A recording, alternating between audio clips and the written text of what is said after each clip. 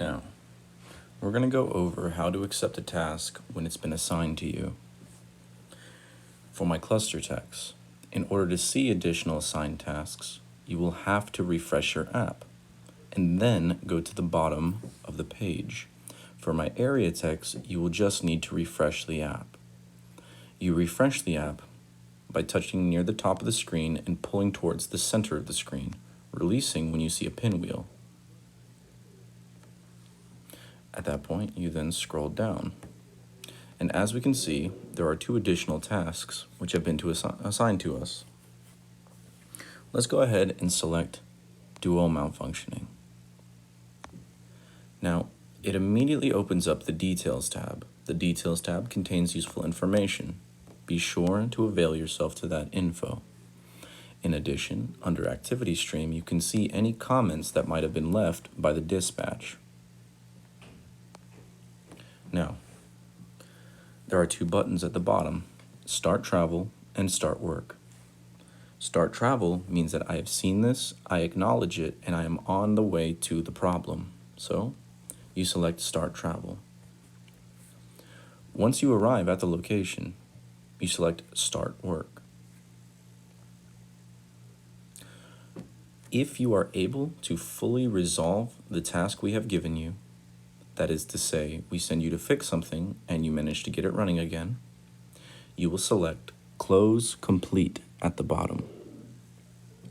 It will ask you for some closure notes. Let's say Duo Reconnected.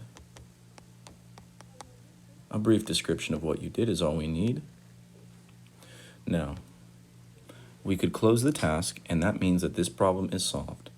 However, if there was an additional problem at the location that you only discovered upon arrival, you will create a follow-up task.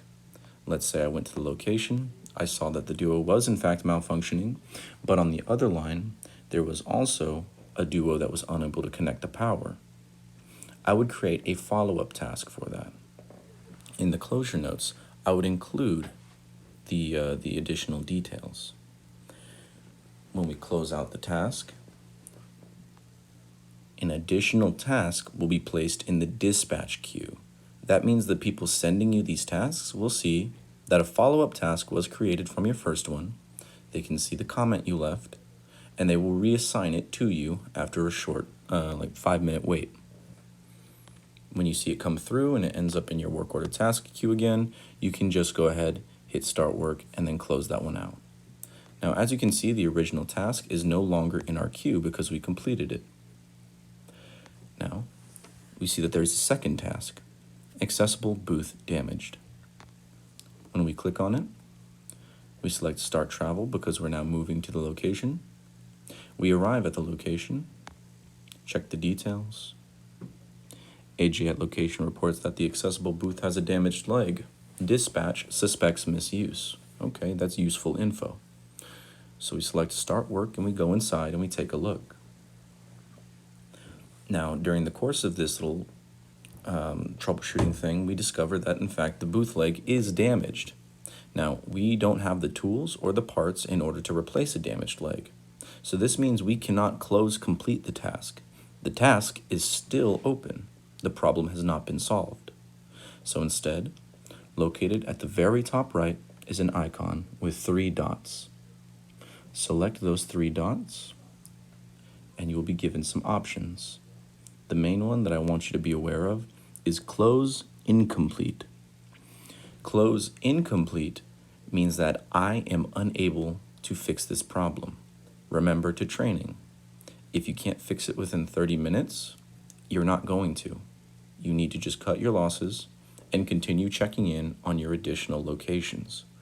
When you close complete a task, that means on my end, it looks like you have fixed the problem. If you close incomplete the task, that means we can see that the problem has not been fixed. We can reassign it to someone else, like one of our techs back at the shop. Include just a reason for it. So for this, we'll select missing required parts. We certainly don't have anything. I'm going to include the details. Can't fix leg. Done. we're going to close that task. Now again, this means that we couldn't solve it, so there's no point in that task remaining in our queue. We can see that the task is no longer there. However, on the dispatch end, they can see that the case that the task is from is still open, so they can reassign the task to someone else.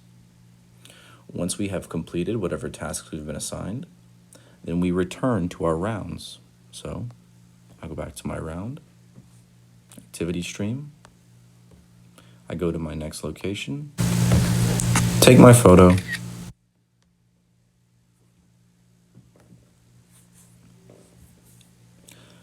use that photo, and continue my rounds.